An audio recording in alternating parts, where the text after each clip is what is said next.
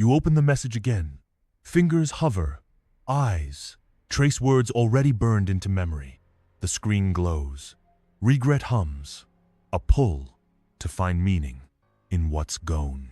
Not once, not twice, but every night when the world quiets, you return to the same lines, the same pain, the same unanswered question, looping, unbroken.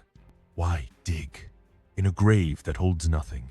You think the answer lies there, in their words, in what they didn't say. But each revisit carves deeper, not into truth, but into numbness. The mind spins, convincing itself. One more read will unlock something new. It doesn't. The cost isn't seen. Not in tears, not in words. It's in the slow bleed of presence. Each moment you give to the past steals from the now. The loop tightens, invisible but heavy. You don't notice until the weight pins. You still, and stillness feels like surrender. Marcus Aurelius, you have power over your mind, not outside events. The sadness pulls, but it doesn't rule. The screen tempts, but it doesn't command. Each choice to linger is yours. Each choice to detach is yours. What do you seek when you scroll through shadows? The truth you chase, is it theirs or yours? You pause, the urge rises, but do you follow or do you see the cycle and step back? The loop runs until you break it. The weight lifts when you choose to set it down. You think sadness must be fixed, solved, erased. The mind insists. Find the reason, pin the cause, make it stop. You scroll, you replay, you dissect, believing answers will end the ache. Each move feels like progress, each thought feels like control, but the pain stays heavier, unmoved. What if the answer isn't out there? You search their words, their silence, their absence, as if they hold the key.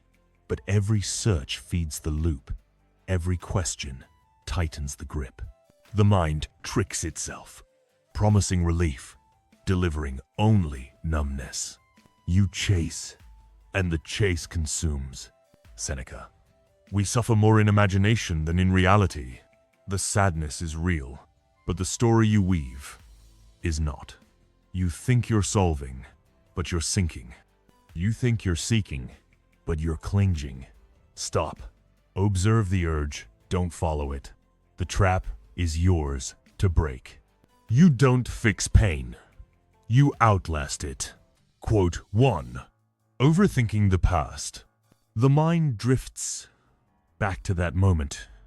You sit alone, phone in hand, thumb scrolling through old texts. Not to read, but to relive. The words blur, but the pain sharpens. You search for clues, a hidden reason, something to explain why it ended, why they left, why you weren't enough. Each line you reread, each memory you replay, feels like a step toward truth, but it's not. It's a loop, a trap you set for yourself. The cost isn't in the minutes spent, it's in the weight that grows, unseen. Regret festers, not loud, not dramatic, but quiet, like a slow leak. You lose hours, days, pieces of presence, stolen by a past that doesn't answer. The mind convinces itself. One more thought, one more analysis will unlock peace. But peace doesn't live there. It never did. Overthinking builds walls, not bridges. Seneca. We suffer more in imagination than in reality. The past is gone, but your mind keeps it alive. Each revisit, each question, feeds the illusion of control. You think you're solving, but you're sinking. The memory doesn't change, but you do. You grow heavier. Less here, less you. Stop. Observe the urge to scroll, to dissect, to understand. Don't follow it. Pause. Let the thought rise. Let it pass. The screen tempts, but you don't have to answer. The past pulls, but you don't have to kneel. Hold the phone, but don't unlock it. Breathe, and choose now. Each pause, each refusal, breaks a link in the chain. The mind will fight. It craves the familiar ache. But you don't need to know why. You don't need their reasons, their closure, their truth. You need to see the cycle and step out. The loop only runs as long as you feed it. Pain doesn't mean truth. The weight of that choice lingers. A quiet shift, a crack in the cycle. But the mind doesn't rest. It seeks new traps, new ways to pull you back. Another reflex waits. Another pull to unravel what's already gone. Quote 2. Chasing closure. The door is locked, but you keep knocking. You draft the message, rewrite it, delete it, then start again. Not to send, but to imagine their reply. The words form perfect, final, as if they'll explain everything. Why they left. Why it hurt. Why you're still here, waiting. You tell yourself, one answer, one reason will close the wound. But the wound stays open, bleeding through every unsent word. Each draft, each imagined response, builds a cage, not of iron, but of hope blindly held. You lose not just time, but ground. Slipping further from the present, the mind whispers, their words will free you. But they don't. They never will. Chasing closure. You chase a shadow, one that moves as you do, always out of reach. Closure is a locked door. You hold the key, not them, not their silence, not their reasons. You knock, but the sound echoes back, empty. The answer you seek isn't theirs to give. It's yours to let go. Stop writing the message. Stop waiting for the reply. Detach. Not from them, but from the need to know. Say less, and the cage opens. Epictetus, you are not disturbed by things, but by your opinion of them. The urge to understand, to resolve, is a choice. Choose differently. Unhook from their story. Step into your own. The door stays locked. Walk away. You don't owe anything. The silence after that choice, heavy but clear. A moment of stillness, but the mind stirs again. Another pull, another reflex, ready to drag you back into the haze. Pain is a river. You don't swim, you stand. The current pulls, but it passes. The urge to fight, to flee, fades when you hold still. Let it flow. Don't drown. The choice to stand shifts the ground beneath. Not loud, not final, but enough. Yet the mind doesn't rest. It finds new ways to slip, new currents to pull you under. Quote 3. Suppressing pain. You smile. Nod. Say, I'm fine. The words come easy, practiced, a shield you've worn for years. At work, with friends, in the mirror, you bury the ache, push it down, lock it away. The world sees strength, but inside, numbness spreads. You tell yourself, it's control, it's moving on, but it's not. It's suppressing. A weight you carry heavier each day. The cost isn't in the moment you hide.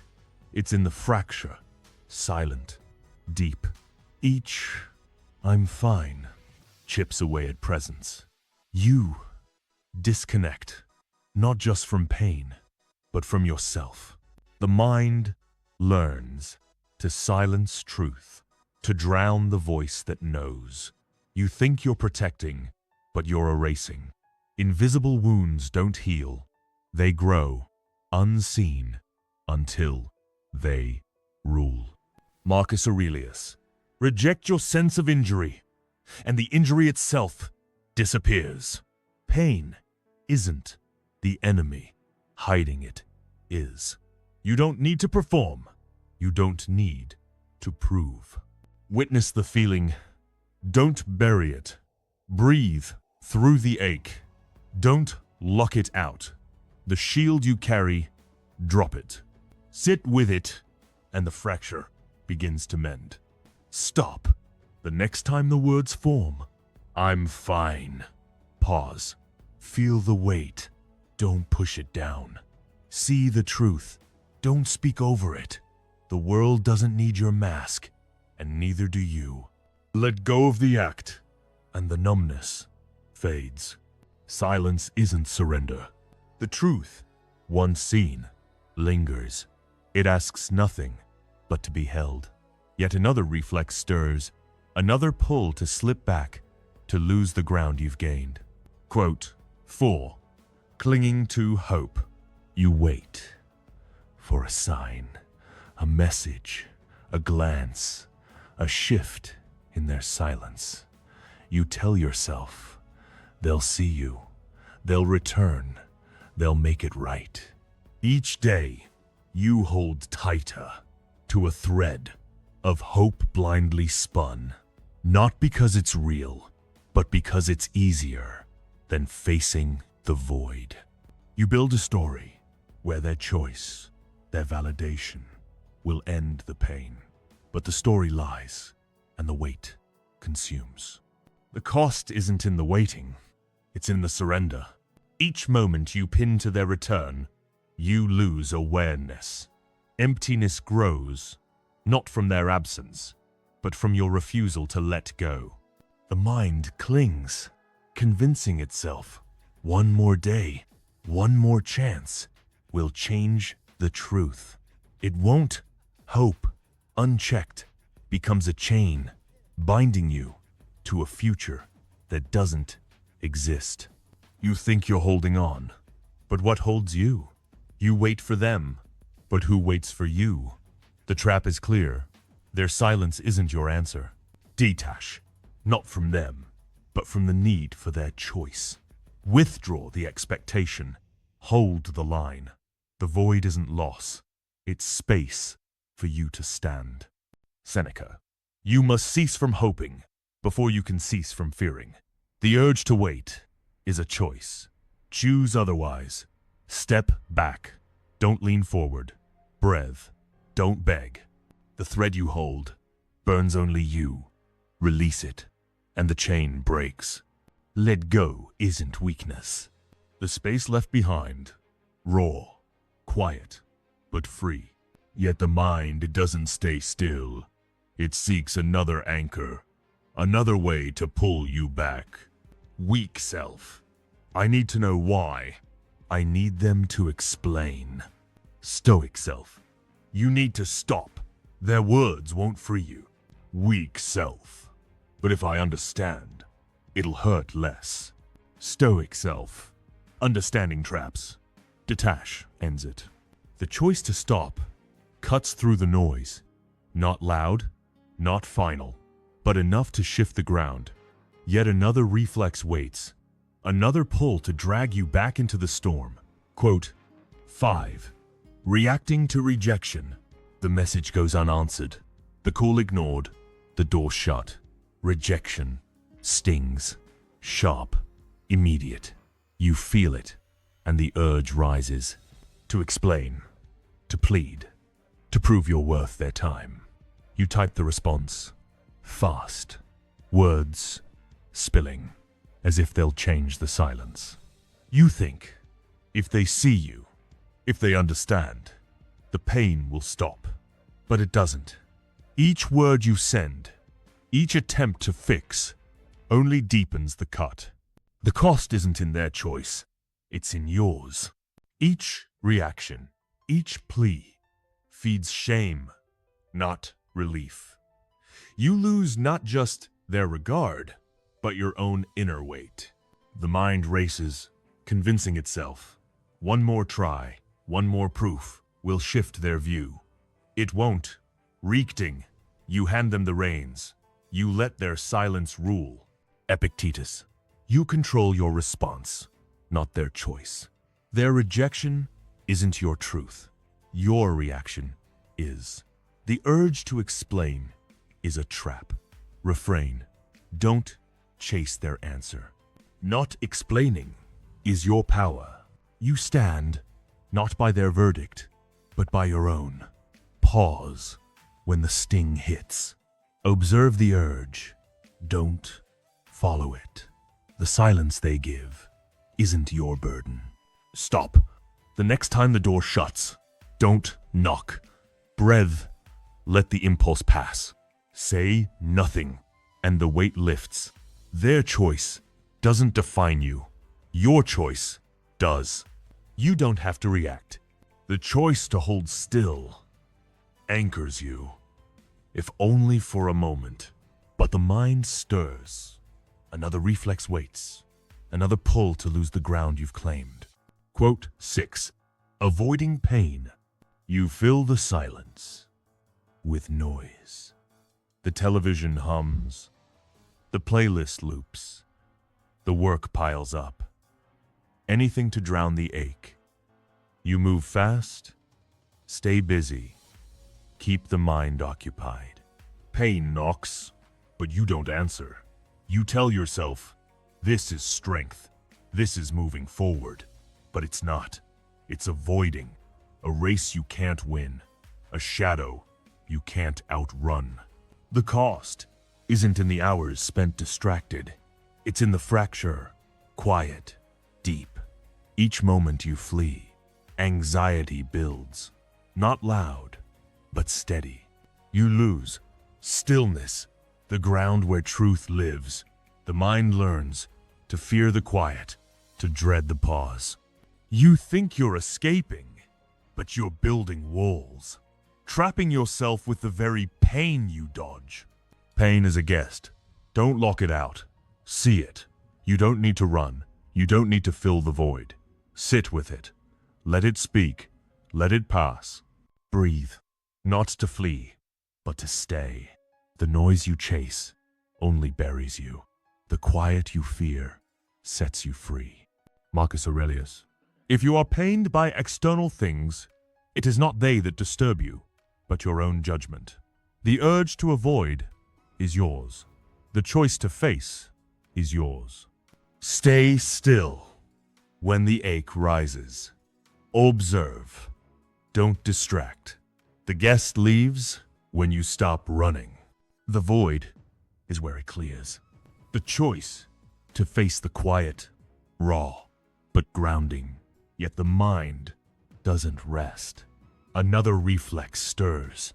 Another pull to slip back into the haze. 75% of your thoughts each day are the same as yesterday. The mind repeats, loops, retraces, pain, regret, shame. You don't choose them, but you run them. Break loop, or they run you. The truth of the repetition, heavy but clear, settles in you. But the mind doesn't stay quiet. Another reflex waits. Another pull to lose the clarity you've found. Quote 7. Denying loss. You shrug it off. The ache. The absence. It's nothing. You say, just a moment. Just a day. You move through tasks, meetings, routines, as if the loss didn't cut. You laugh. You work. You post. All to prove you're untouched. But the mirror lies. Inside, isolation grows. Quiet, relentless. Denying the wound doesn't close it, it festers. The cost isn't in the act, it's in the drift. Each denial pulls you further, from presence, from truth. You lose not just the moment, but the ground beneath. The mind builds walls to keep pain out, but traps you inside, alone. You think you're strong, but you're hiding. The loss you ignore becomes the weight you carry unseen until it breaks through. Seneca. What need is there to weep over parts of life when the whole of it calls for tears? Loss is real. Denying it is not. You don't need to hide. You don't need to prove. Observe the ache. Don't bury it. Release the mask. Don't wear it. The truth you dodge is the truth that frees. Stop. When the loss stings, pause. Feel it. Don't dismiss it. Breathe. Don't distract. Sit with it, and the walls begin to crumble. The wound you face doesn't own you. The one you deny does. Not doing is power too.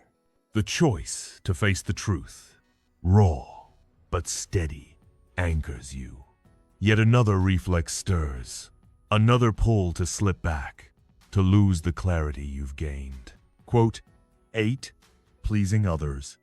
You bend, adjust, reshape yourself. Their approval, their nod, their smile, you chase it. You say yes when you mean no. You stay silent when you want to speak. You give time, energy, pieces of you to keep them close, to be seen, to be enough. But the more you please, the less you remain. Loss creeps in, not of them, but of you. The cost isn't in the moment you yield. It's in the erosion, slow, unseen. Each compromise chips away at detached strength. You trade inner weight for their fleeting glance. The mind whispers, their acceptance will fill the void. It doesn't. It never will. You build a mask, thinking it protects, but it suffocates, leaving you hollow, invisible to yourself. Their approval doesn't rebuild you. You seek their light, but lose your own. The trap is clear. Their opinion isn't your truth. Step back. Don't lean in. Say less. Don't explain. The space you give them, take it back. Detach, not from them, but from their power over you. Epictetus. If you wish to be well, you must not seek anything from others. The urge to please is yours. The choice to stop is yours. Hold the line when they ask for more. Breathe. Don't bend. The mask you wear burns only you. Drop it and stand. Detachment is a form of respect. The choice to stand unbent, heavy, but free settles in. But the mind doesn't rest. Another reflex waits. Another pull to drag you back into the haze. Marcus Aurelius wrote nightly, not to escape, not to confess, but to stay still. Each word, a mirror. Each thought, a choice. He faced the day's chaos and chose silence to rebuild his ground. The choice to pause, to reflect, anchors you, if only for a moment. Yet the mind stirs. Another reflex waits. Another pull to lose the clarity you've claimed. Quote 9. Holding onto guilt. You replay the moment. The words you said. The ones you didn't. The choice you made or failed to make. Guilt sits heavy, a stone in your chest. You tell yourself, you should have known, you should have done better. Each thought, each replay carves deeper, not into truth, but into grief. You hold the stone, thinking it's penance, but it's a chain, binding you to a past you can't change. The cost isn't in the memory, It's in the tether. Each time you revisit, you lose presence. You lose cold peace. The mind convinces itself. Guilt is justice. Punishment you deserve. It's not. It's a loop. One you feed. One that grows. You think holding it makes you better, but it only makes you smaller. Less here, less you. Guilt is a chain. You forged it. You break it. You don't need to carry it to prove you care. You don't need to relive to make it right. Unhook from the memory. Breathe now. The past doesn't need your apology. It needs your release. Sit with it, not to punish, but to see. The stone you hold weighs only you. Seneca. No man is crushed by misfortune unless he has first been deceived by prosperity. Guilt deceives. It promises redemption, but delivers only pain. Stop. Pause when the memory rises. Observe. Don't relive. Say nothing. To the voice that blames, the chain breaks. When you choose to walk, you can end without drama. The choice to release, quiet but steady, clears the air. Yet another reflex stirs. Another pull to slip back, to lose the ground you've gained. Quote 10. Escaping silence. You turn on the noise, the screen, the chatter, anything to fill the quiet. You scroll, you click, you drown the stillness. Silence feels heavy, dangerous. A void where pain waits. You move fast, keep busy. Tell yourself, this is living, this is control. But it's not. It's escaping, a flight from the truth, a run from yourself. The cost isn't in the moments lost. It's in the fracture, deep, unseen. Each distraction buries awareness, builds fear. The mind learns to dread the pause, to fear what rises when nothing else does. You think you're free, but you're tethered to the noise you chase, to the chaos you create. The silence you avoid is the space where you mend. Epictetus. No man is free who is not master of himself. Silence isn't the enemy. Running from it is. You don't need to fill the void. You need to face it. Hold nothing. Let the quiet come. Be here. Don't flee. The noise you seek only chains you. The stillness you fear sets you free. Stop. When the urge to distract rises, pause. Breathe. Don't reach for the screen. Sit with it. Don't run. Observe the quiet. It doesn't bite. The void you dread is where you rebuild. Stillness is enough.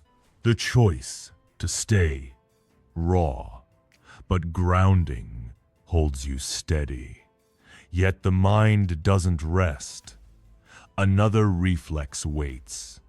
Another pull to drag you back into the haze. Quote 11. Explaining yourself. You feel the sting, their doubt, their distance. The urge rises to justify, to clarify, to make them S-E-E. You speak, words spill. You lay out your truth, your reasons, your pain. You think if they understand, the gap will close, the rejection will fade, but it doesn't. Each explanation, each defense only pulls you deeper into their judgment, into shame. The cost isn't in the words you say. It's in the surrender, quiet, relentless. Each plea strips inner weight, hands them your ground. You lose not their respect, but your own conscience. The mind insists. Explaining will win them back. It won't. Explaining, you beg for their verdict. You let their silence rule. Marcus Aurelius. You have no need to explain, to anyone. Their doubt isn't your burden. Your defense isn't your truth. The urge to speak is a trap. Say less. Don't fill the gap. Step back. Don't lean in. Observe their silence. Don't break it. The ground you hold is yours, alone. Stop when the doubt hits. Pause. Breathe. Don't justify. Hold the line. Don't cross it. The truth you know needs no defense. Their verdict changes nothing. Yours changes all. No explanation is owed. The choice to stay silent, heavy but clear, steadies you.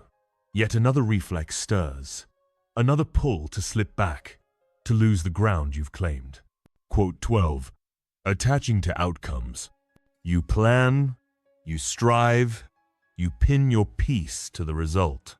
Their response, their approval, the future you've built in your mind. You tell yourself, if it happens, if they choose you, if it works, the pain will lift. You hold tight to the outcome, to the hope, to the story. But the tighter you grip, the more it slips. Attachment binds you, not to peace, but to anxiety. The cost isn't in the goal, it's in the tether.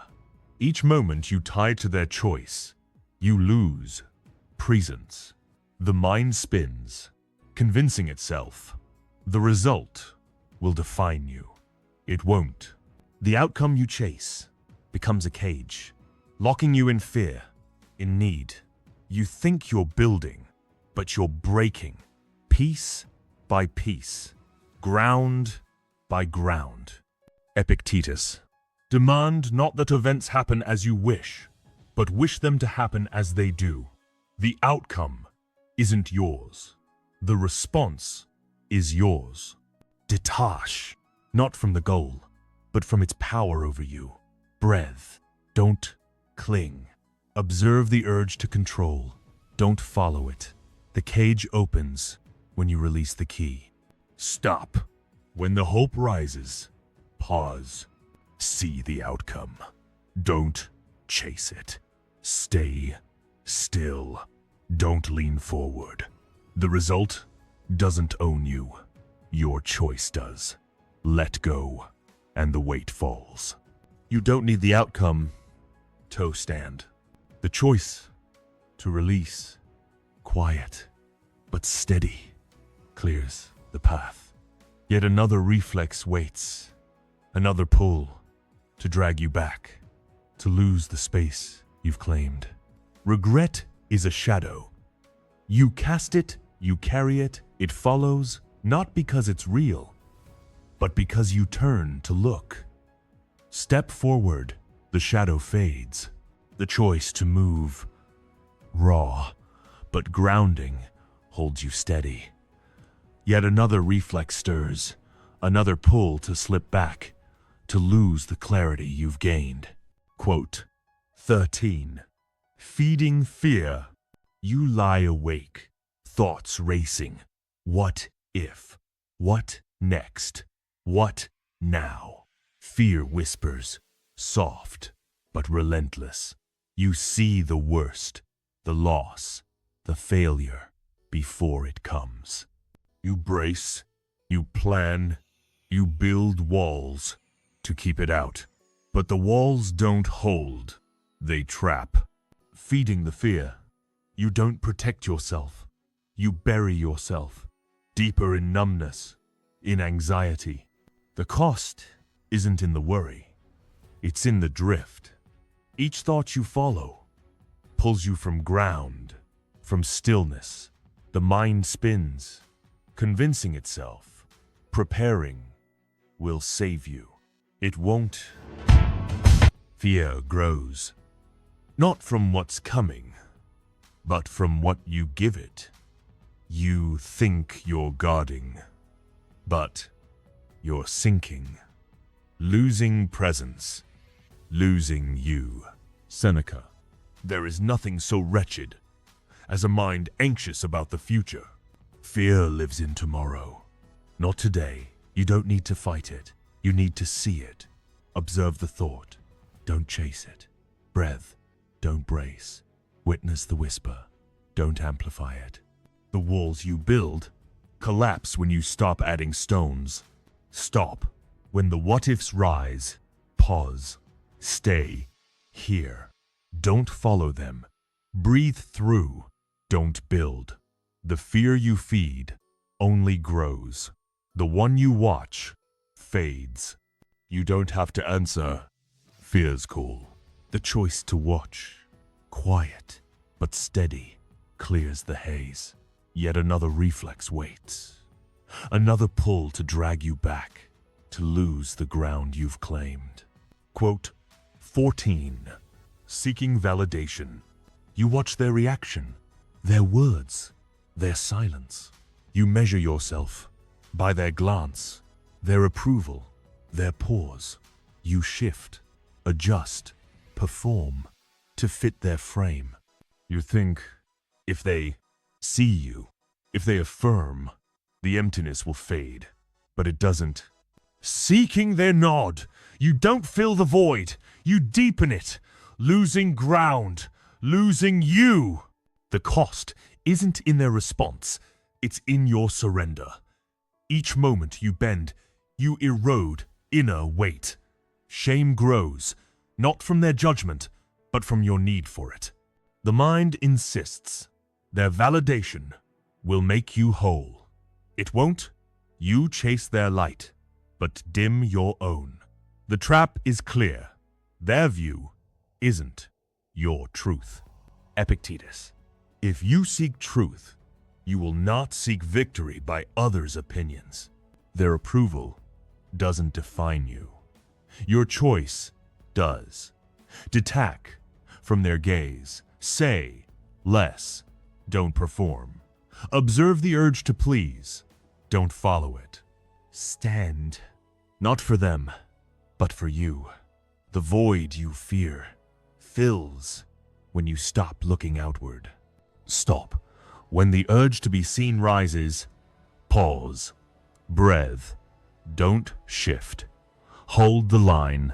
Don't beg. The truth you carry needs no one's nod. Their silence changes nothing. Your presence changes all. You don't need their eyes to see yourself. The choice to stand alone, raw but steady, anchors you. Yet another reflex stirs, another pull to slip back, to lose the clarity you've gained. The mind is a storm, wild, relentless. You don't calm it, you center it. Stand in the chaos, breathe through the gusts, observe the waves. The storm passes, stillness remains. The choice to center, quiet but unshaken, holds you firm. The storm may return, but you've seen its nature. You found the ground beneath. The phone lies face down. No glow, no hum. The room is still, air, heavy. Only breath moves. You didn't reach, didn't scroll, didn't break the quiet. The urge came, sharp, familiar, but your hand stayed, fingers still, mind silent. That pause, that choice, wasn't loud, wasn't final, but it held. A moment of presence, a crack in the pull. The ache lingered, but didn't rule. The silence grew, but didn't swallow. You stood, not against the pain, but within it, seeing, not fleeing. What pulls when you don't answer? The void you feared, was it empty or was it space? The urge to react, to fill, to fix, rises. But do you follow or do you observe? Stillness is a choice heavier than words. It asks nothing but gives everything.